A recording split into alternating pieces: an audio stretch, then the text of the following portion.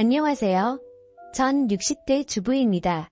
얼마 전 아이와 함께 앨범을 정리하다가 가족 사진을 보게 되면서 이런저런 얘기들이 생각나서 사연을 몇 장 적어봅니다. 사실 이 얘기는 저희 아이들도 그리고 남편도 모르고 저만 가슴속에 품고 살았던 얘기라서 조심스럽기도 하지만 언젠가 한 번쯤은 누군가에게 꼭 하고 싶은 얘기였기에 용기를 내봅니다. 어린 시절부터 제 인생은 막말로 진짜 뭐 같았습니다. 부모가 저를 버린 건지 아니면 돈을 벌러 떠난 건지 정확한 이유도 모른 채 교회 목사님 손에서 자랐습니다. 감사하게도 목사님은 저를 중학생이 될 때까지 돌봐주셨고 목사님의 자녀가 태어나면서 저는 고아원으로 보내졌습니다. 이렇게 성인이 되기 전까지 고아원에서 지냈고 20살이 될 무렵 저는 최소한의 퇴소 비용을 받아 고아원을 나오게 됐습니다. 제가 공부 욕심이 많았다 보니 대학은 꼭 가고 싶었는데 낮에는 돈을 벌어야 하니 선택지는 야간 대학뿐이었습니다. 결국 낮에는 공장에서 일하고 밤에는 대학을 다니면서 겨우 대학을 졸업했고 그 뒤엔 반도체 공장으로 옮겨서 3교대 근무를 했습니다. 그런데 이렇게 살다가는 죽도 밥도 안 될 것 같아서 공장을 관두고 큰 맘먹고 공무원 시험 준비를 시작했습니다. 다행히도 3년 동안 공무원 시험을 준비해서 30이라는 늦은 나이에 공무원 시험에 합격할 수 있었습니다. 다른 친구들은 결혼을 하고 아이를 낳고 가정을 꾸릴 때 전막 사회생활을 시작하려 했는데 혼자 지쳐진다는 생각이 들었지만 힘들게 시험에 붙었으니 무슨 일이 있어도 퇴직하기 전까진 일을 하려고 했죠. 저는 한 지역의 시청에서 근무했는데 시민들의 민원을 처리해주는 부서에 처음 발령을 받았습니다. 안 그래도 소심하고 낯을 많이 가리는 성격인데 사람들을 상대하려니 너무 힘이 들더라고요. 일하는 내내 두통에 시달렸고 퇴근을 하면 즐거운 게 아니라 다음날 출근할 생각에 불안 증세가 몰려와서 손이 떨리고 밤에 잠을 이루지 못했습니다. 안 그래도 소심하고 낯을 많이 가리는 성격인데 퇴근을 하면 즐거운 게 아니라 손이 떨리고 그러던 어느 날 민원 처리를 하고 있는데 한 남자가 서류를 들고 와서 몇 가지 문의를 해왔습니다. 그 남자의 물음에 답을 해주는데 갑자기 정신이 몽롱해지면서 잠이 오는 겁니다. 그렇게 전 그 자리에서 쓰러졌고 눈을 떠보니 병실에 누워 있었습니다. 그런데 제 앞에는 낯선 남자가 서 있는 겁니다. 정신을 차리고 자리에서 일어나려고 하니 지금 일어나실 수 있겠어요? 좀 더 쉬셔야 할 것 같은데 라고 하며 저를 일으켜주는데 낯선 남자의 터치가 조금 불편해서 제가 몸을 뒤척이니 좀 더 쉬셔야 할 것 같은데 제가 몸을 뒤척이다. 죄송합니다. 저 누군지 모르시겠죠? 저 아까 시청에서 서류를 떼려고 하는데 갑자기 제 앞에서 쓰러지시는 바람에 우선 놀라서 제가 응급차 타고 같이 왔어요. 직원분들이 올 상황이 아닌 것 같아서 라고 자기 길을 소개하더라고요. 저는 감사한 마음에 퇴원 처리를 하고 그분에게 연락처를 물었습니다. 그래도 저 도와주신 분인데 식사 대접이라도 해야 할 것 같아서요. 그리고 일주일 뒤 그 남자와 저녁 식사를 하는데 사람이 너무 자상하고 괜찮더라고요. 그 남자는 아버지와 함께 작은 사업을 하는 남자였는데 겉모습만 봐도 저와는 너무 다른 세계에 사는 사람 같았습니다. 깔끔한 스타일의 옷도 유명 브랜드를 입고 다니고 누가 봐도 곱게 자란 티가 났죠. 몇 번 만나면서 저는 그 남자에게 호감을 느꼈지만 만나면 만날수록 욕심을 내면 안 될 것 같다는 생각이 들더라고요. 전 친인척 하나 없고 부모도 없는 고아원 출신의 재산이라고는 제가 월급 파서 모은 돈이 전부였으니까요. 이제 겨우 시험에 붙어서 작은 원룸 하나 마련하기까지 너무 오랜 시간이 걸려서 그런지 그 멋진 남자 앞에만 있으면 제가 너무 작아지는 느낌이 들었습니다. 하지만 그 남자와 한 달 정도 만나면서 몇 번이나 헤어지자고 얘기하려 했지만 도저히 용기가 나지 않았습니다. 그런데 하루는 남자가 집업이라면서 잠깐 나와달라고 하더라고요. 남자는 차 안에서 저를 기다리고 있었는데 제가 차에 타자마자 저에게 입을 맞추더니 정식으로 연인이 되고 싶다고 하는 겁니다. 전 그 얘기를 듣고 펑펑 울어버렸습니다. 나같이 볼품없는 사람을 사랑해주는 사람이 나타나니 괜스레 눈물이 나더라고요. 전 그렇게 그 남자를 받아주기로 했고 1년 연애 끝에 저희 두 사람은 결혼을 약속했습니다. 저야 부모님이 안 계셔서 저만 좋으면 결혼을 할 수 있었지만 문제는 남자의 어머니였습니다. 결혼을 반대하는 이유는 단지 제가 구하라는 것 때문이었습니다. 어머님을 이해 못하는 건 아니었지만 구하가 된 게 제 탓도 아니고 저만 나 보지도 않겠다고 하시니 솔직히 억울하긴 하더라고요. 하지만 아버지는 달랐습니다. 오히려 제가 구하로 자랐는데 혼자 공부해서 공무원까지 됐다고 하니 따구가 있어 보인다며 저를 먼저 만나보고 싶다고 하셨다는 겁니다. 이렇게 아버님과 처음으로 식사 자리가 마련됐고 저를 보며 환하게 웃어주셨던 미소가 아직도 생각이 납니다. 거기에 술이 한 잔 들어가니 저도 마음이 편해지고 아버님께서 저에게 도마를 놓으시니 마치 이 결혼을 정말 허락받은 것 같은 생각이 들었습니다. 아버님이 잘해주시니 저도 그만큼 해드리려고 정말 많이 노력했습니다. 결혼하기도 전이었지만 먼저 연락도 드리고 선물도 드리고 단둘이 만나서 식사도 하고 아버님은 그런 제가 정말 마음에 드셨는지 얼른 결혼식을 준비하라고 하시더라고요. 어머님은 자기한테 맡기라면서요. 결국 저희 두 사람은 아버님을 등에 업고 결혼식을 올릴 수 있었고 감사하게도 작은 신혼집까지 마련해 주셨습니다. 대신 조건이 있었습니다. 제가 몸이 많이 어약한 편이다 보니 아버님께서는 일을 관두고 남편은 애주하길 원하셨습니다. 대신 무슨 일이 생기면 본인에게 바로 얘기하고 책임까지 져주시겠다고 약속을 했지요. 저 말을 듣고 솔직히 고민을 안 했다면 거짓말입니다. 공무원이 되겠다고 고생한 3년이 주마등처럼 스쳐갔지만 저도 이제 남들처럼 가정이 생겼고 제 미래를 이 가족에게 바쳐도 괜찮을 것 같다는 생각이 들었습니다. 솔직히 남편 사업이 꽤 잘 되기도 했었고 적어도 돈 때문에 마음고생할 일은 없어 보였기 때문이죠. 전 사직서를 제출했고 시댁 근처에 신혼집을 얻어 남편과 행복한 신혼생활을 보냈습니다. 하지만 점점 남편은 변해가기 시작했습니다. 누구보다 저를 사랑해줄 것 같던 사람이 외박은 점점 잦아지고 연락도 잘 되지 않았습니다. 제가 조금이라도 잔소리를 하면 바로 손이 올라왔고 폭력을 쓰려 하더군요. 전 그럴 때마다 아버님을 찾아갔고 아버님께서는 저 대신 남편에게 쓴소리도 하고 혼을 내기도 하셨습니다. 그렇게 결혼 3년 차쯤 됐을까? 드디어 사건이 터졌습니다. 점심때 친구와 만나기로 한 약속 장소는 남편 회사 근처였습니다. 친구와 점심을 먹고 남편이랑 커피 한잔하려고 휴대폰을 꺼내든 순간 전제 눈을 의심했습니다. 남편이 낯선 여자의 허리를 감고 길을 걷고 있더라고요. 멀리 있어서 흐릿했지만 분명 제가 아침에 챙겨준 셔츠에 신발 그리고 제 키까지 누가 봐도 남편이었습니다. 그 자리에서 남편에게 달려가 딱이라도 때리고 그 여자의 머리차라도 잡았어야 했지만 전 아무 말도 하지 못했습니다. 만약 이대로 이혼을 하게 되면 앞으로 어떻게 살아가야 할지 그저 막막하기만 했거든요. 그 일이 있고 난 뒤 남편의 바람은 더 과담해졌습니다. 대놓고 집 앞에 차를 세워두고 그 여자와 데이트를 하고 동네에서도 팔짱을 끼고 다니면서 부부 행세를 했습니다. 어찌나 유난들을 떨고 다녔는지 이미 동네에선 남편이 바람을 피고 있다는 소문이 파다할 정도였으니까요. 한 번은 동네에 부끄럽게 뭐하는 거야? 바람을 피려면 조용히 피던가 하고 먼저 한마디 던졌더니 황당하다는 듯 대답하더군요. 여자가 말이야 남편이 집에 오면 좀 살갑게 애교도 부리고 그래야지 목석처럼 앉아서 말 한마디 안 하는데 무슨 재미로 집에 오겠냐 안 그래? 저 말을 듣는데 기가 막히더군요. 마치 자기가 바람을 핀 이유가 저 때문이라는 것처럼 말을 하고는 문을 쾅 닫고 나가버렸습니다. 저는 저 말을 꺼내기까지 몇 날 며칠을 고민했는데 고작 돌아오는 대답이 저 따위라니.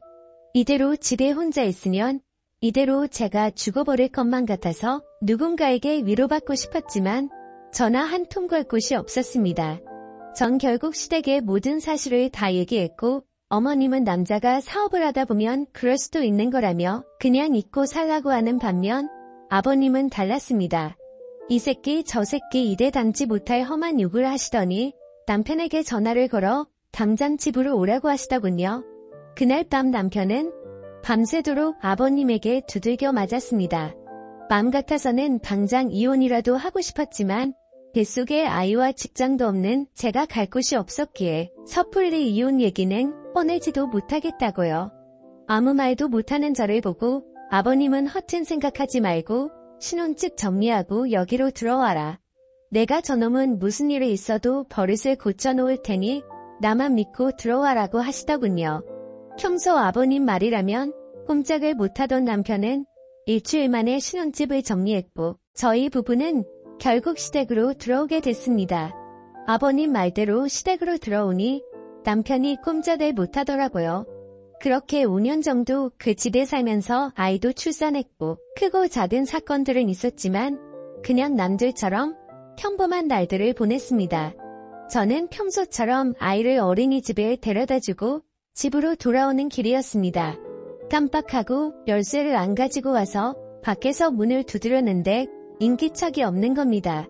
분명 어머님이 집에 쉴 시간인데 아무 소리도 들리지 않길래 어머님께 전화를 걸었지만 받지 않으시더라고요. 괜스레 불길한 예감이 들어 열쇠 수리공을 불러 문을 열었습니다. 그런데 현관문을 여는 순간 저는 너무 놀라서 제자리에 주저앉아 버렸습니다. 어머님이 가슴을 부여잡고 문 앞에 쓰러져 계시는 겁니다. 놀란 저 대신 열쇠 수리공이 119에 신고를 해주었고 응급차를 타고 가면서 가족들에게 전화를 걸었습니다. 안녕하세요. 전 60세 전화를 받은 가족들이 모두 병원으로 모였지만 이미 병원에 도착했을 때 어머님은 심장은 멈춰 있었습니다. 평소 혈관 질환을 갖고 계셔서 건강에 주의를 했지만 급성 심근경색으로 돌아가셨다는 얘기를 듣게 되었습니다. 너무 갑작스러운 죽음 앞에 가족들 모두 슬픔을 감추지 못했고 아버님은 어머님 손을 잡고 펑펑 우셨습니다. 그렇게 갑작스레 어머님이 돌아가시고 난 뒤 아버님의 건강도 급격히 안 좋아지기 시작했습니다. 신우들은 이미 결혼을 해서 아버님을 모실 수 없다는 입장이었고 제가 집에 있으니 요양보호사는 부르지 말자고 하더군요. 결국 전 아버님과 함께 살며 아버님의 수발을 들었습니다. 매니마다 식사를 챙겨드리는 것은 기본이었고 관절염이 심해지셔서 거동이 불편하신 아버님은 휠체어 생활을 하셨는데 화장실에 가실 때나 밖에 볼 일이 있으실 때도 항상 제가 아버님을 모시고 다녔습니다. 솔직히 처음 오면은 왜 내가 이런 일을 해야 하는지 싶은 생각에 도망치고 싶고 아버님이 원망스럽기도 했습니다. 돈이 없는 집도 아니고 누가 나한테 월급을 주는 것도 아닌데 자식들도 안 하는 걸 며느리인 제가 하고 있으니 가끔 투정을 부리고 화를 내는 저를 보면서 아버님도 제게 죄스러운 마음이 드셨나 봅니다. 제가 짜증을 내도 아버님은 저에게 미안하다는 말을 달고 사셨습니다. 하루는 제발 요양원으로 보내달라 사정하시는데 저 때문인 것 같아서 눈물이 다 나더라고요. 결국 아버님께 제가 할 수 있을 때까진 모시겠다고 약속을 드렸죠. 그렇게 아버님을 모시고 산지 15년이라는 세월이 흘렀습니다. 서로 살부비며 살다 보니 아빠와 딸처럼 정말 망역한 사이가 되었고 신기하게도 아버님이 점점 건강을 되찾으시는 게 눈에 보였습니다. 낮에는 저랑 같이 밖에 나가서 같이 산책도 하고 바람도 좀 쐬면서 즐거운 시간을 보내는 반면 밤만 되면 저랑 남편을 빤히 저를 쳐다보시기만 하고 묻는 말에는 대답도 하지 않으시더라고요. 그리고 새벽부터 일어나서는 방 안에서 혼자 어머님의 이름을 부르면서 막 울부짖기도 하셨습니다. 하루는 남편이 조심스럽게 먼저 제게 말을 꺼내더라고요. 여보, 내 생각엔 아버지 치매 같은데 좀 이상하잖아. 대답도 잘 안 하고 말도 잘 못 알아듣는 것 같은데 낮에 시간 될 때 당신이 모시고 병원 좀 가봐. 거참 노인네. 이젠 하다 머리가 말썽이네. 제가 치매 노인을 겪어본 적은 없지만 치밀하게는 아버님은 저와 대화도 잘하시고 장난도 잘 치셨는데 남편이 저렇게 얘기하는 걸 보니 맞는 것 같기도 하고 좀처럼 감을 잡을 수가 없더라고요.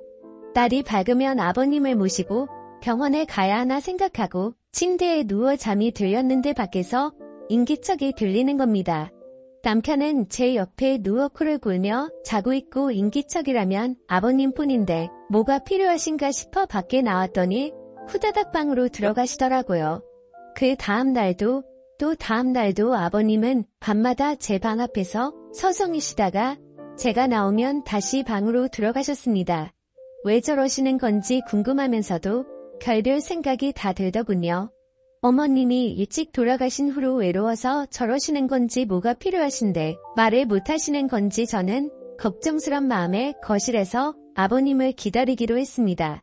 졸린 눈을 기리면서 아버님을 기다리고 있는데 새벽 1시가 넘어서야 아버님이 방에서 나오시더라고요. 그런데 이상하게도 저를 보고는 놀라지도 않으시는 겁니다. 제가 작은 목소리로 아버님, 뭐 필요한 거 있으세요? 저한테 말씀하세요. 라고 했더니 아버님이 제 옆에 앉으시더니 제 손을 꼭 잡으셨습니다. 그리고는 작은 소리로 뭐라고 하시는데 처음에 무슨 말씀을 하시는 건지 이해가 잘 되지 않았습니다. 그런데 갑자기 아버님이 눈물을 뚝뚝 흘리시는 겁니다. 큰 소리로 울지는 못하시고 숨죽여서 우시는데 저까지도 눈물이 나더라고요. 저는 이유도 모른 채 아버님을 위로해드렸고 아버님은 힘들게 입을 여셨습니다.